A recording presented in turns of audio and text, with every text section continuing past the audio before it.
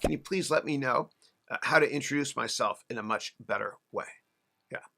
So introductions and greetings are changing because of COVID for obvious reasons. But there's different ways in different parts of the world. And if you try to practice someone else's culture, you really impress them, even if you're not perfect at it. So I used to work in Japan.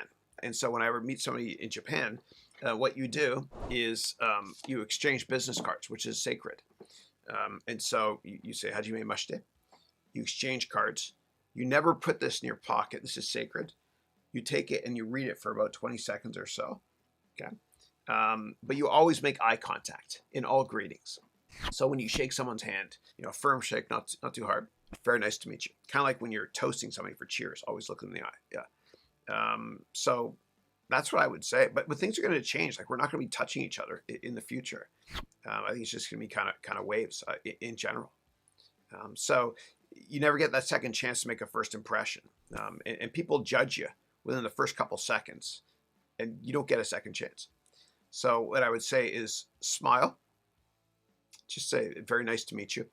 And when you hear their name, use their name as well, because it'll help you remember it as well. Speaking of, from an idiot here, I forget people's names all the time. Yeah, that's what I would do. And I would let the other person do more of the talking. Yeah. So nice to meet you. And their name. That's it. Yeah. Now, if it's in an interview and you're being asked to, tell me about yourself, you can keep that 30 seconds or so by just thinking about your resume in chronological order, from where you're from to where you went to school to your most recent job, that sort of thing. Yeah. And include something personal about you as well, like that you're passionate about, like a team sport, like baseball, for example. Yeah. And you can always, like, there's this notion of every battle is won before it's been fought, which is from Sun Tzu in The Art of War. You can always prepare for all these meetings by going to someone's Twitter profile and seeing who they follow, so that you know what you might have in common with them. If they follow a certain sports team, you might be able to spark up a conversation in your first meeting with them, about sports. Yeah.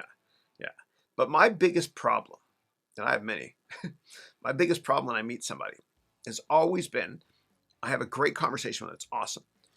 And I talk to them for like an hour or two, whatever it is. And I know everything about them except their name. What I do now is I write down their name. And so I did this with my students, actually. But I write down phonetically how to say someone's name as well. Yeah. And you're allowed to ask. The first time you meet somebody, you can ask, how do I pronounce your name, especially someone's last name. And people love it when you pronounce their name correctly, but they'll never forget when you don't. Yeah. And my wife's name is Christine.